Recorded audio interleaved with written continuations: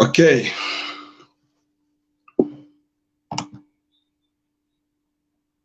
we are live. Yes, we are. Good to be here. Yeah.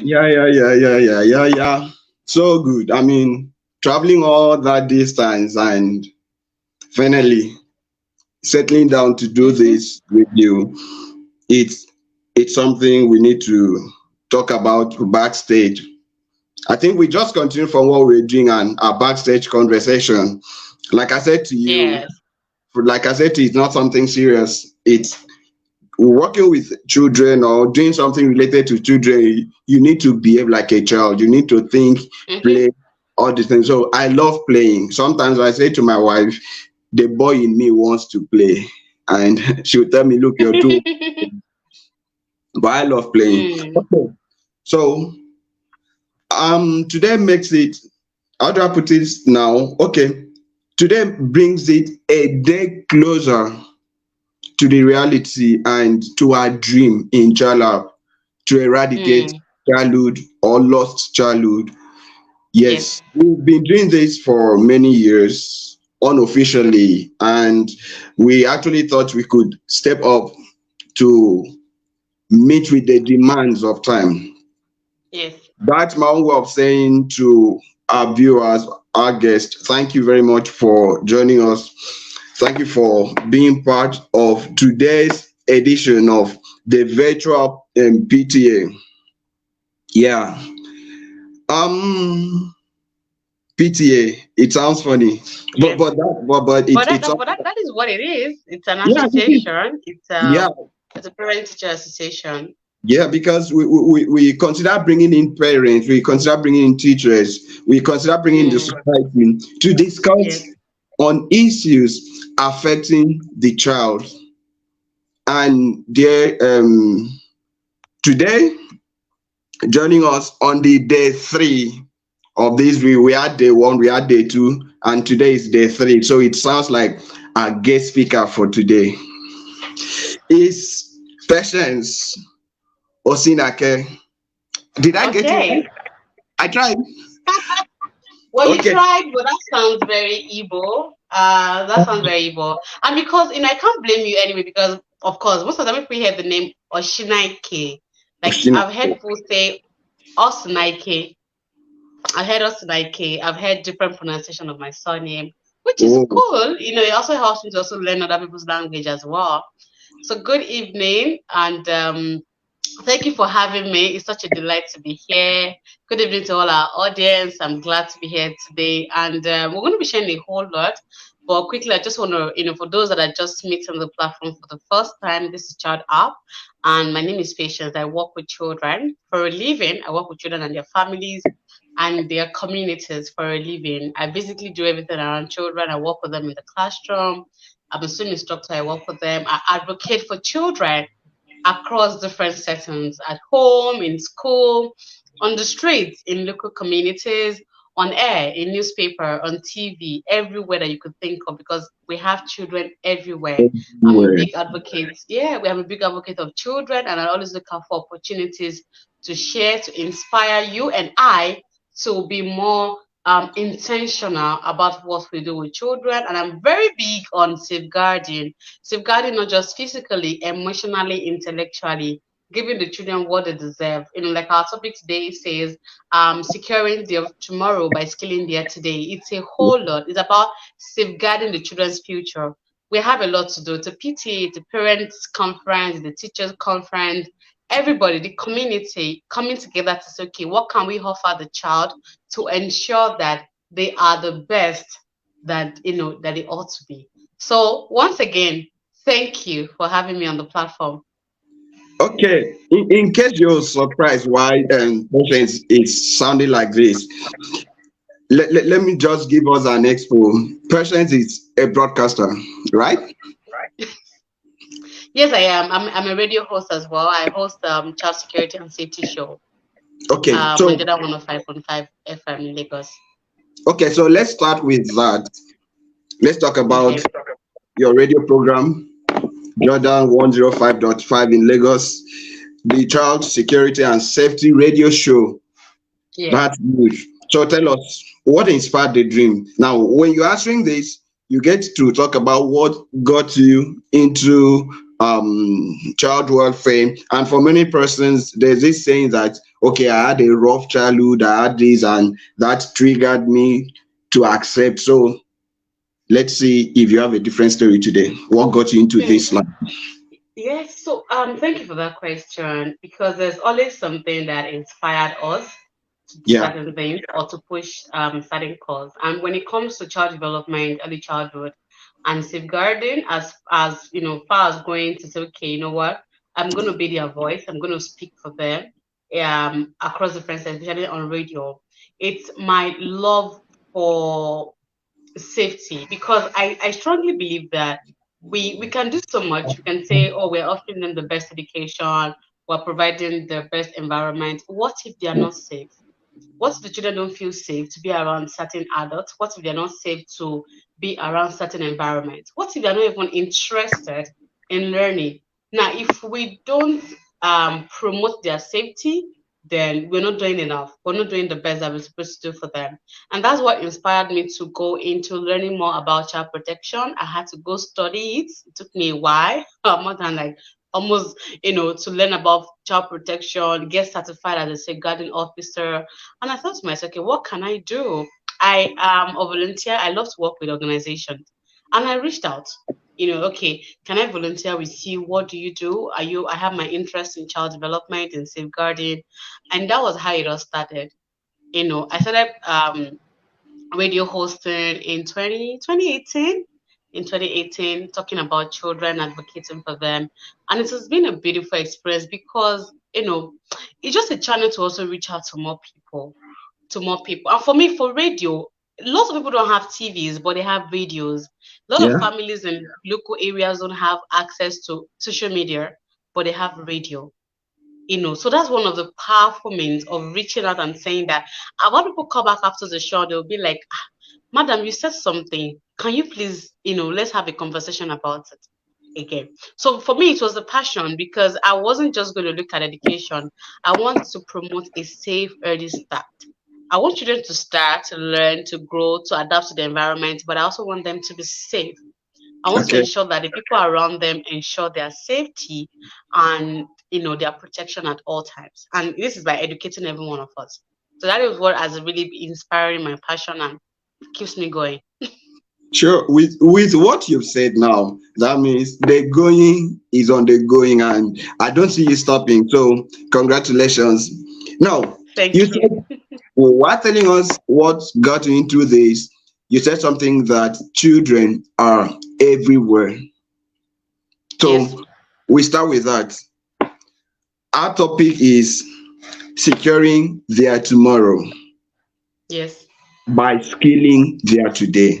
So that yes, means that there is a child in the today and there is yes, a child in the tomorrow.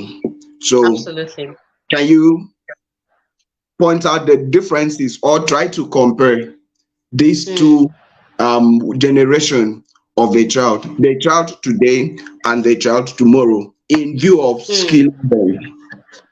Okay, so there's a foundation I like to establish, and it is the fact that it is widely believed from research, from educationists, from people that we've known that they've done so much when it comes to researching children and their development. And it is widely believed, of course, proving that the first 5 years of a child's life formed every other thing they're going to do later. So Yeah. if we are conscious of that, will be more intentional. That it is not, you didn't just raising children today and say that, oh, I'm raising this child, so go to school and be fine.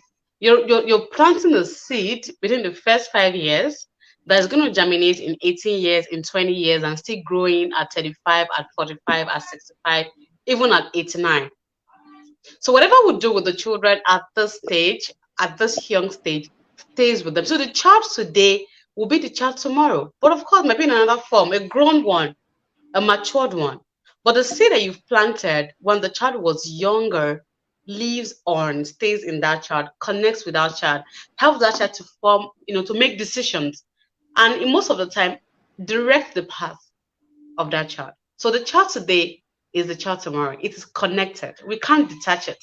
We can't say, oh, okay, if the child doesn't do well tomorrow, it's fine, but let him do well today. No. And we can't say, okay, if he doesn't do well today, he will do well tomorrow. We have to be conscious that the child have to do what he can do, what we have to do, support him, not just for today, but tomorrow. And tomorrow is not just tomorrow. Tomorrow is many minutes to come, hours, days, weeks, years. Yes. Okay. So for me, I believe that one of the best way to solve most challenges we face in our society starts Yes. from grooming that child, Agree. giving the best of childhood days. Because if he fails at that point, Mm. automatically the child fails, is doomed for life. So in childhood, what we call lost childhood has to do Mm-hmm. with the wasted years. So if Mm. a child loses it at that point, the formative stages, like you rightly say, that means Yes. the child is done for. We Mm. talk about skills now. Would you Mm. say that okay, you cover mostly the security of a child? And Would you education. So their and education, their well-being, their welfare. okay, and today we are talking about skills. So Mm. how do you relate that to a child? Is Mm. security as a skill? Because we know for sure in today's world, I mean, we can't close our eyes to the security of a child. For Yes. some, you see some parents, and they get to enroll their children in clubs and taekwondo, other stuff now. Mm-hmm. How do you relate this as one of the key skills to teach a child in this Mm-hmm. present generation against tomorrow? Yes. Mm. So I'd like to start that first off, when it comes to skilling a child, right, Yeah, and introducing them to skills, we're not just looking at like tech skills, which is very rampant right now. We need to yeah. also look at other important skills, which are the foundational skills. And for me, the foundational skills are first of all communication, interaction, critical thinking. A child should be able to communicate, should be able to tell how he or she is feeling. We need to look at that. We need to be able to tell that, okay, is my child outspoken? And that is why when you look at some of the framework that we work with younger children, it focuses more firstly on communication and language. So the first skill that a child should learn is their communication and language. Okay. A child may be able to code all the codings, permits me to use that phrase, but that Yeah. child can't express his or herself. That child can't speak up, can't stand out and say, I'm not comfortable with what somebody is doing to me, I'm going to speak against it. So the first foundational skill we want to look at is critical thinking, communication, empathy, understanding what people are going through, being concerned about other people. Those are life skills. And that is what we emphasize on at the early stage of every child's life.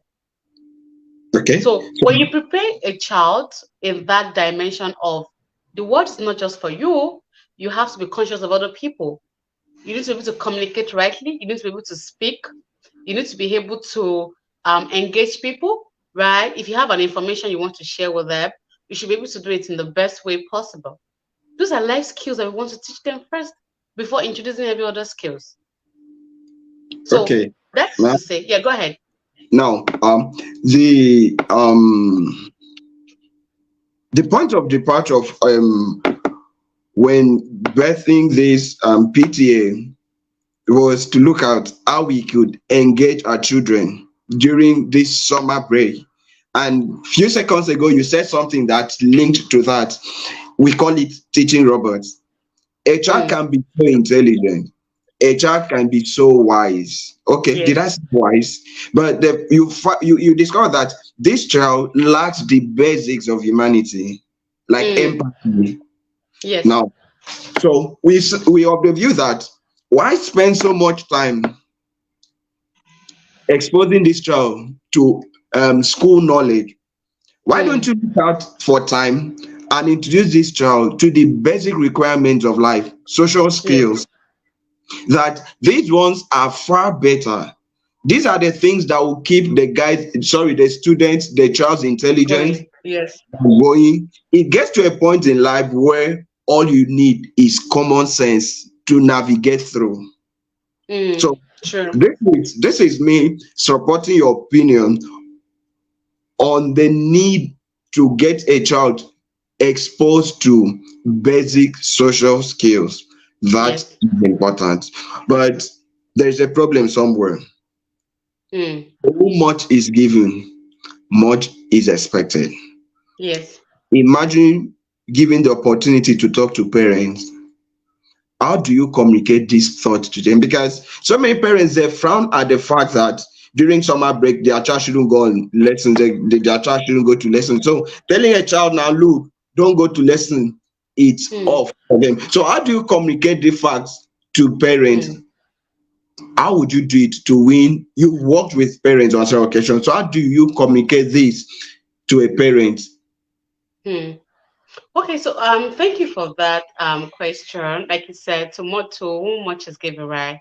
The Yeah. truth is that is why we're here. That is why we're having this session to enlighten ourselves, to educate ourselves, to also help ourselves to reflect on our practices as parents, as teachers, as administrators, and of course directors. Or so the first thing I would love to say is, to a parent is, first off, you need to know your child. You need to know what your child is. You need to know what your child wants. Every child has needs and wants. They do. We might say they are young, they can't communicate, but they do. If you look at them closely, they are communicating things to you that you can't even hear and you can't see, right? So every child has a want. You need to know what your child wants. Then after that, then you cannot decide, okay, what do I do? How do I come in to ensure that my child is learning the best? Now remember that the basic skills are non-negotiable. They are non-negotiable. You want to raise a child who is polite, who speaks to people with respect, who also commands respect. Okay, you want to raise a child who is independent, right? These are all the foundations that help the child to grow and stay and sustain every other skills. And that is why during the holiday, we always, I'm an educator. I always advocate for children to learn basic life skills. We can't afford to have children do academics all year round. It's boring. It Okay. is very boring. It is very boring. And that is why we need variety of other activities. We want them to be able to engage in other things. Let them learn some etiquette. Let them learn how to dress up. If you have a child that is like 8 years old and can't tie his or her shoelace, and that child can do all the coding, what are we doing? Or that child can, create all the things. We want to ensure that that foundational skills are there. So as a parent, you want to start out right by knowing your child and working with your child. It is very important. Most of the time, as parents, we don't work with our children. We're comparing them, we're working with them based on other people's children. No, work with your child. You know the gaps. If you're confused, you're not so sure, speak to your child's teacher. A lot of them, we know so much. We're going to have a conversation with them. Okay, what do we do? I think this holiday, a parent was telling me how she went to school to want to enroll him. And the teacher was saying that, ma'am, last time your son was always talking about joining the music class. He never had the opportunity and all of that. Why don't you enroll him in a music school this time instead of him having to go through academics? And the mom was like, no, no, no. After a while, she considered it, right? And the boy is doing fantastically well. In fact, she has been like, she can't even believe that her son could play about four musical instruments in the space of 3 weeks. Okay, so you need to know your child. If you don't know your child or you feel like you don't know them enough, have conversation with them, have a relationship with them. There's a lot they want to tell you, they want to share with you that will help you to guide the decisions that you both are going to make. And of course, we can't always clean on academics. The world is going diverse. There's a global village right now. There are a lot of other things, for people to also learn. And it's not just learning, to also sustain. So as you're learning other things, you want to ensure that your child is upright. Okay, they could be CEO of companies tomorrow or MDs. They have to manage people. How are they managing conflicts at home? When there are issues arising, do you interfere between him or her and the siblings? Those are the little things that we need to pay attention to, even as parents. I have kids, and when I see them go over, but sometimes just, yeah, go ahead. You're going to say Yeah. something. Yeah. Before I forget this, now, you the importance of role play cannot be overemphasized. Now, I remember growing up as a child, when we were seated to play within the sand, you now try to, like, okay, I'm the father, you're the mother, okay, go and do Yes. this, go and do this. But Yeah. that is fast fading. In short, not just fast fading, it doesn't exist again in our society. So the question Mm. now is, how can we bring back this culture? I know we are in a digital world. Is there any way we could Mm. digitalize these things? How do we get these games, this role play back? What is the role now? This is about schools now. What is the Mm. role of schools in getting role plays back? Mm. What is the Mm. role of schools in getting these role plays back? So I think the first thing we want to do is we want to even accept that role plays are important for children. We need to accept it. We need to accept it. If you don't accept that knowledge, we won't want to make provisions for it. So when Okay. you accept that, oh, role plays are good, just the way we accept that football, children should play football, just we accept that, oh, children should do this, you attend cooking class. So when we have accept that, oh, role plays are good for children, it helps them to develop in certain ways. Then that way we begin to make provisions for it. So how can we help? Look at the children you have. There are different ways of role plays. There are even materials that you can even tell the children and say, you know what, bring this yourself. And another thing I also want to share is for teachers and instructors. When you're planning your lessons, you can always include role play into your lesson. It doesn't Okay. have to be the normal way of just abstract learning and 1 plus 1 is 2 or 2 plus 2 is there are always other ways. You can replay it. You have 3 oranges. You can have the children to come out and start, have a conversation. Let somebody pretend to be the person at the shopping mall. The other person pretend to be the guest. The other person pretend to be the manager of the store. Create scenarios from your lesson. And that is important for us to prepare. So when you prepare time to prepare lesson, it gives you that ample time to leverage on different ideas and bring out the best, Okay. in what you do. So as schools, let's foster role play in our school. Let's get resources. Then when we're planning our lessons, look into it and say, this lesson is not just for me, it's for the student. What part can they play? If I'm teaching them about transportation, transportation, how can we role play transportation? Can I get the children to bring some carton and come and make transportation? Can I tell them to come outside and somebody pretend to be what's it called? The transport worker, the other person is the manager, we have passengers. You can infuse all of this into your learning because we need children to be able to gain real life experiences. And that Okay. is what role play, yeah, that is what role play offers. So they're not too big. You don't say, oh, they're in SS3, they're in SS2. They are not too big. Even for the younger ones, we do it more often. You're reciting a rhyme. You're retelling them a story. Let them act out the characters and the stories. For example, if you're telling them the story of, I'm trying to think of one, there's so many in my head. Let's say the little red hair. As a school, you should be able to get costumes for the children. Let them all dress up in the characters in the book and pretend to be the characters in the book Okay. and watch them dramatize, watch them share. That way, you're even observing them more. And for children, they're able to bring out their A game when they're involved in such activities. Because it's not like the normal routine of sitting down and learning and writing. They're happy, they want to be involved, and all of that. You're having color days, let them come out and role play. So that when you're coming, bring your favorite toys and talk about it. So let's accept that role plays are good for children. Then let's provide resources. Teachers inculcate it in your planning. Don't look at your plan from the angle of you delivering it. Look at it from the angle of the student also getting involved. The Ask child. yourself, how can they bring this to life? What can we do? You have your outdoor space. If you're teaching, for example, plants and growing, of course, your children should plant. At the beginning of the term, get some seed. Let them bring flower pots, unused what's it called, containers from the home. Let them plant. Every morning they go and water it. You can have a whole school assembly. You bring everybody together from the whole school. Let them sit and let the children who have planted talk about what they've planted and their observation over time. Ah, Okay, so with yeah. all these practical steps, it helps them to gain, real life experiences. Okay, so with what you've said now, you've landed yourself another question. I'm sorry. You've landed It's yourself okay. another question. Okay, so we all know it helps the children. Mm, Question number one: at what point is a mm, child expected to learn these skills? Now, when we talk mm, about skills, it's not just tech or IT. We are talking about social skills. So, at what yes. point is a child expected to start learning these social skills? At what Mm. point in a child's life?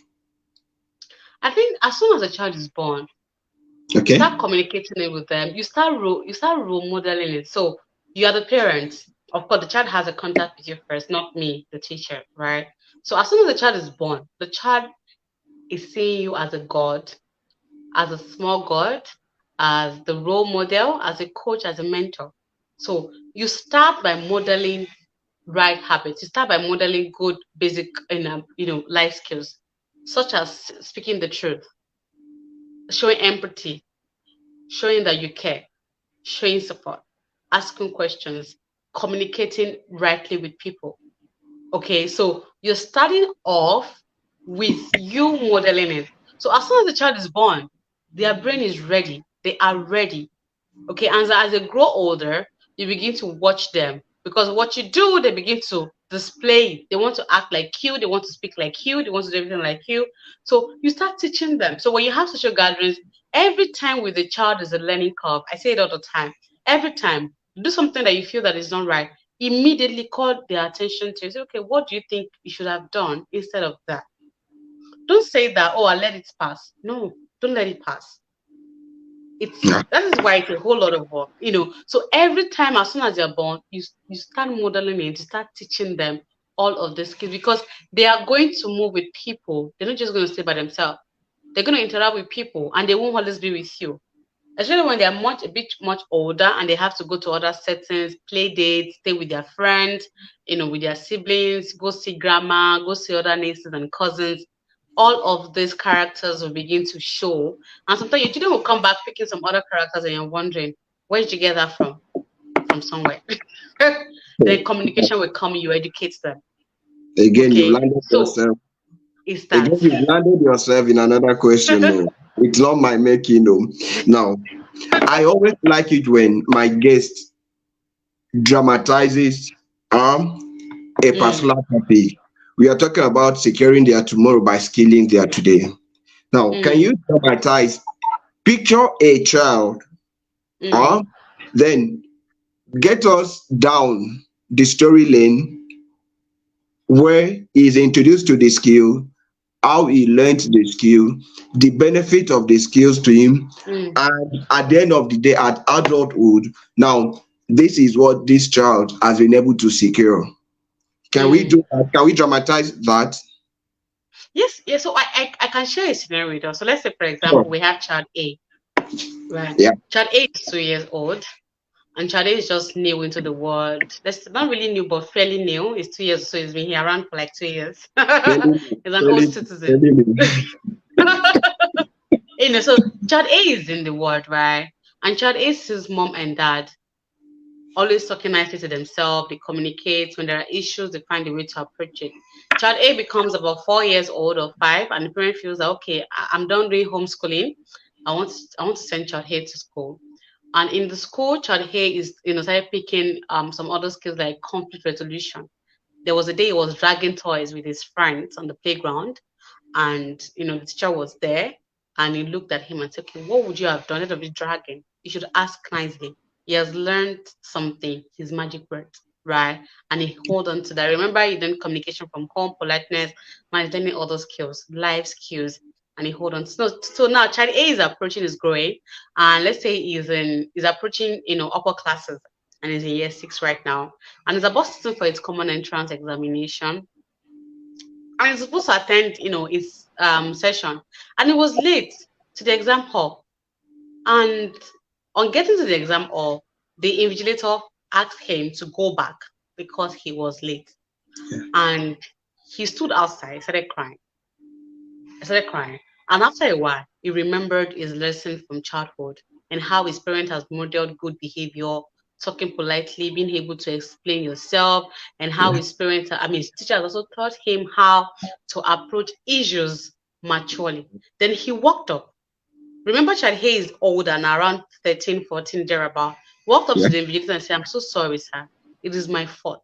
I had, this and that, and I woke up late. I'm so sorry. If I miss this exam, it won't be good. I will have, I will embarrass my family. I will disappoint myself." And the invigilator looked at him and said, "Oh, this is a good child. He's not coming to drag that who is entitled to write this exam. He's being Mhm. polite." And he allowed him. He passed Wow. his exam. Now he's in the university, right? Also, Yeah. university modeling, when there are issues with his classmates and lecturers, he's able to still go on and on. And God helping him, now he's about 33, he's running a small business, right? And he has to deal with customers every now and then. Even customers that will become a bit like a thorn in the flesh for him. But because of the lesson that he has learned growing up that has stayed with him all through, he's able to approach those issues and complaints from customers in a very good way. And God helping him is well established right now and is having more people to even work with him. So it's not just any small business anymore, it's a big business. And he's settled, he has his family, and now he's teaching his family and his children the same set of good skills that has helped him all the way. So it is, all the way. So it is a step from Yeah. from the day one, all the it stays. All of those things we can't. It doesn't go away. Even at a point, if a child feels misled, maybe influences and all of that, there's still something in that child that reminds that child that you shouldn't be doing this. You Mm. should do this. And somehow they're always ready to retrace the steps. So I hope that paints the picture. But that it's it's a script. You've given me a script. You've given me a Oh script. yes. Yeah, you've given me. Thank you very much. Thank you very much. So towards we are now getting towards the end of the show. One of the thing I've really taken time to look into to research is childhood behavior. I keep saying this Mm, that one of the problems we have in terms of parenting is the inability mm, of a parent to understand the emotion of his child. mm, As a matter of mm, fact, in Africa, where we come from, so many parents don't believe that a child has a mind of his own. So what mm, the first thing that comes across is you are too small for this. mm. We are talking about skills. How do you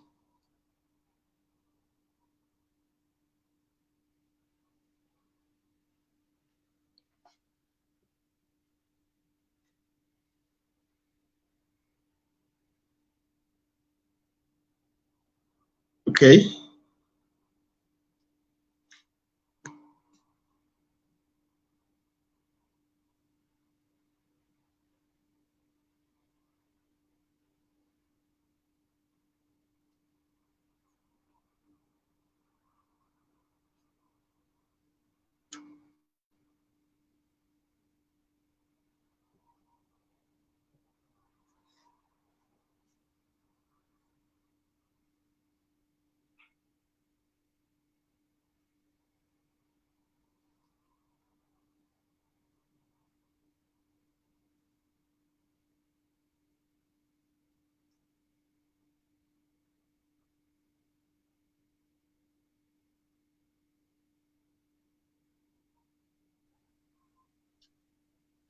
Okay.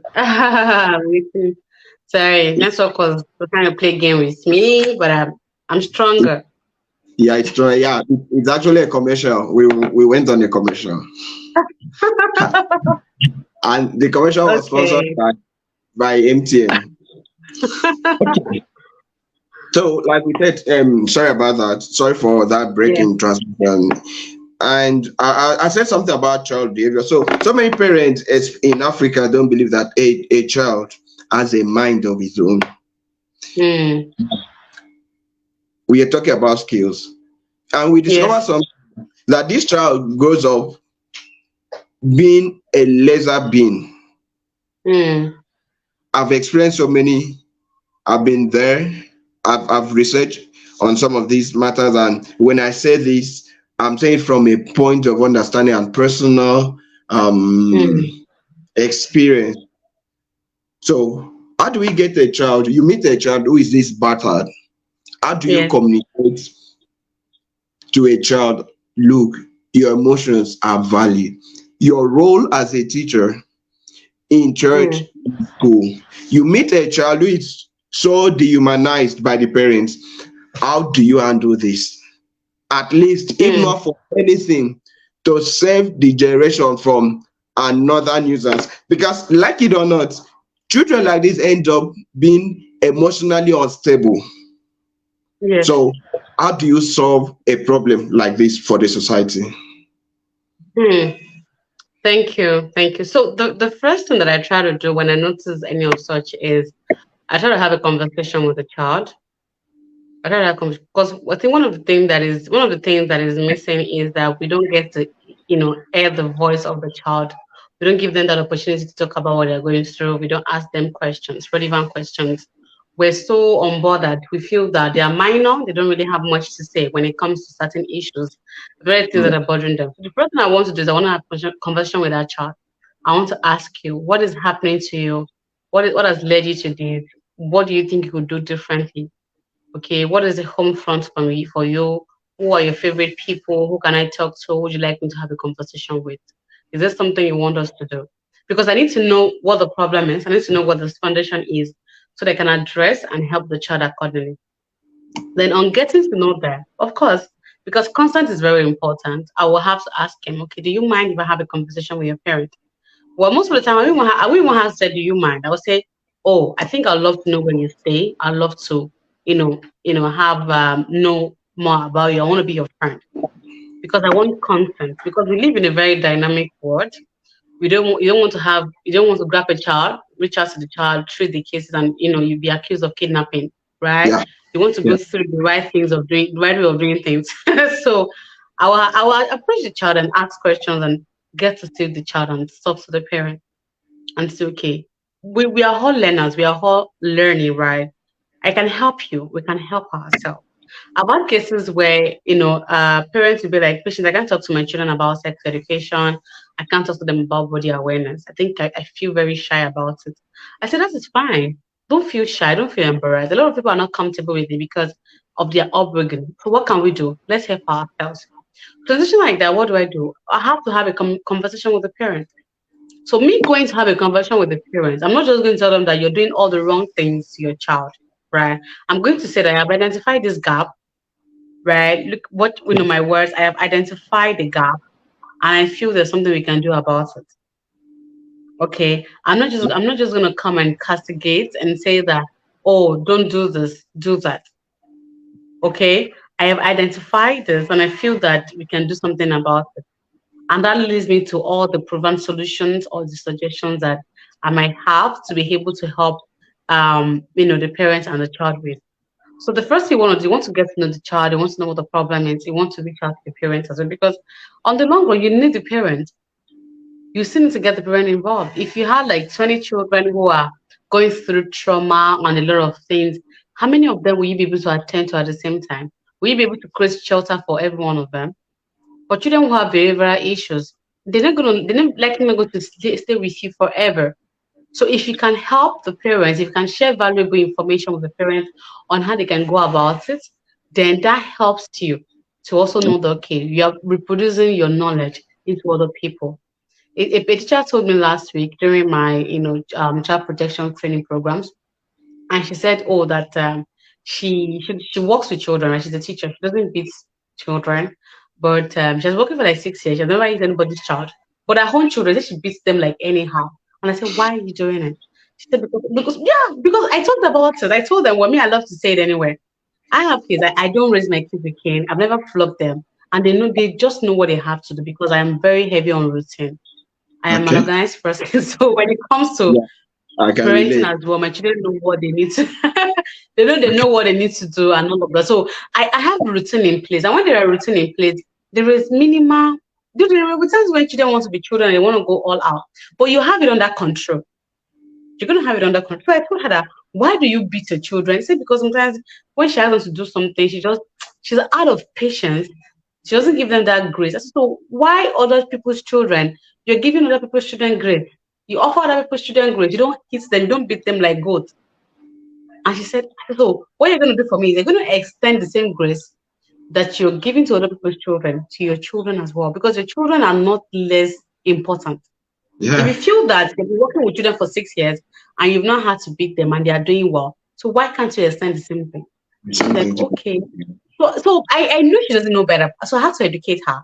I shared a routine with her. This is what I do that works for me. You can do it. I read books. My children read books. They have books they have to read every month. They have days that they have to read the books. They have chapters. So they know what they need to do.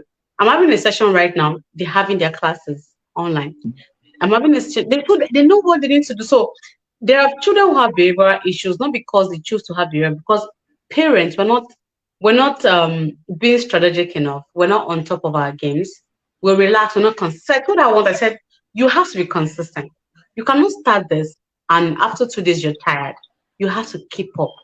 That's it. yeah, You have consistency. to. You have other things you do. You're a very busy mom. You're a teacher. You have other good. But seriously, if you want to get the best result, you have to be consistent.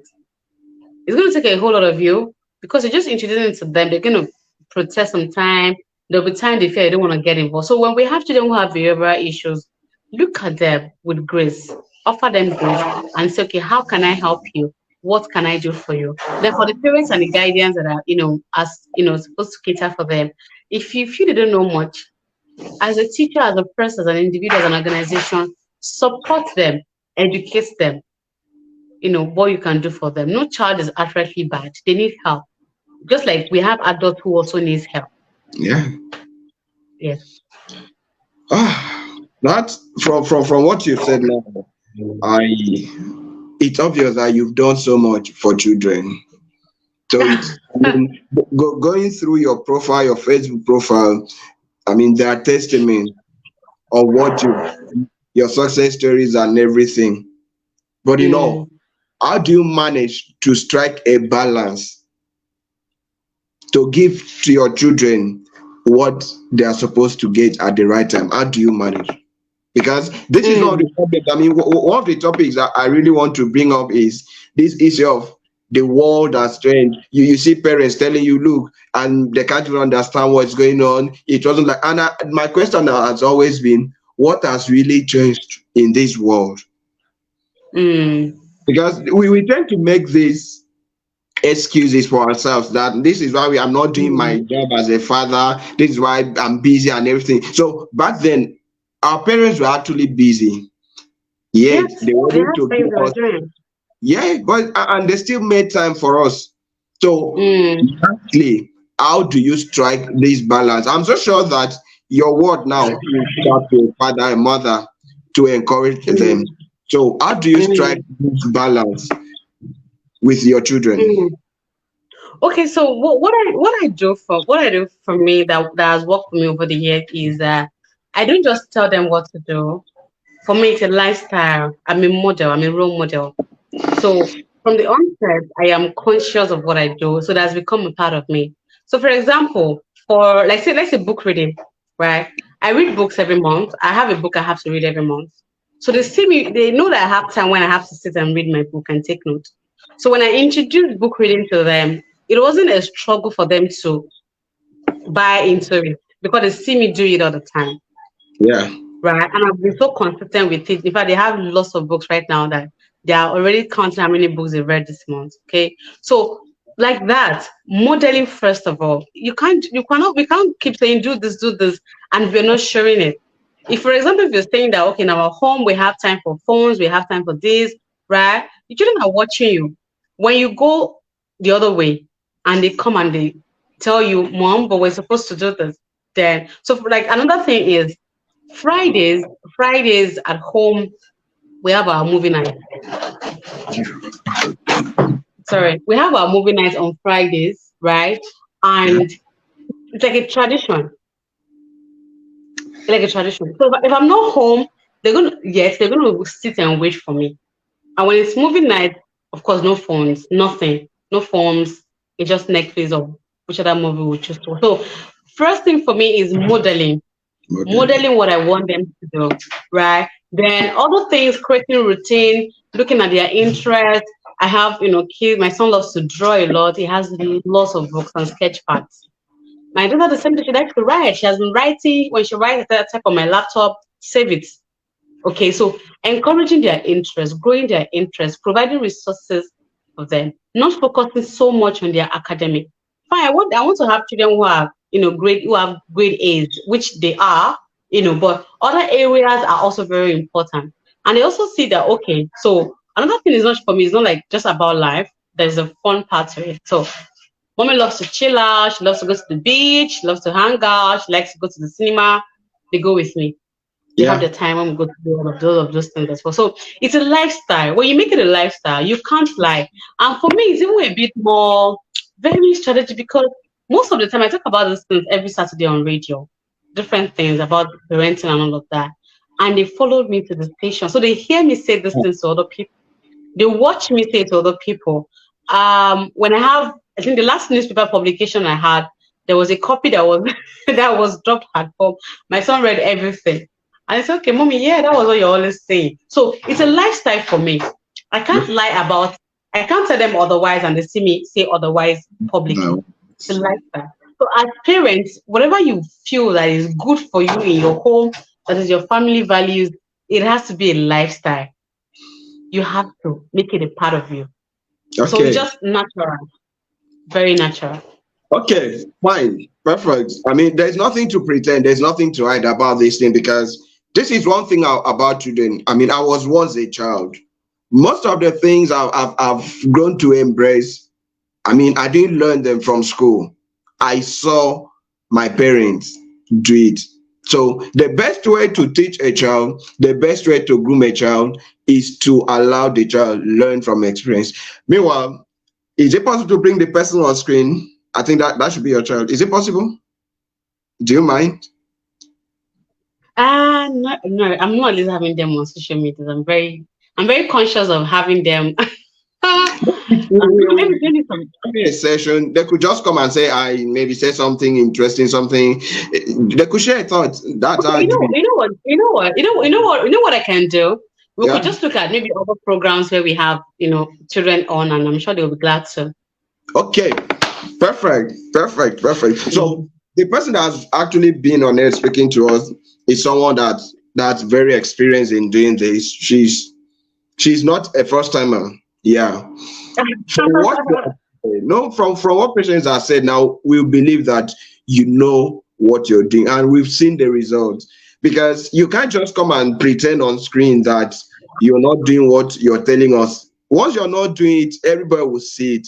So thank you very much for making our time to share thoughts with us. Thank you very much for telling us the importance of exposing our children to soft Yeah. skills, not tech skills, soft skills. Yeah, we appreciate that. And it's how do I put it now? We want to assure you that everything you've said will put it into work. So imagine a world where our children are Mm-hmm. reliable. Imagine a world Yeah. where all this bastardization, parents fighting, husband beating the wife and everything, it's reduced. Yeah.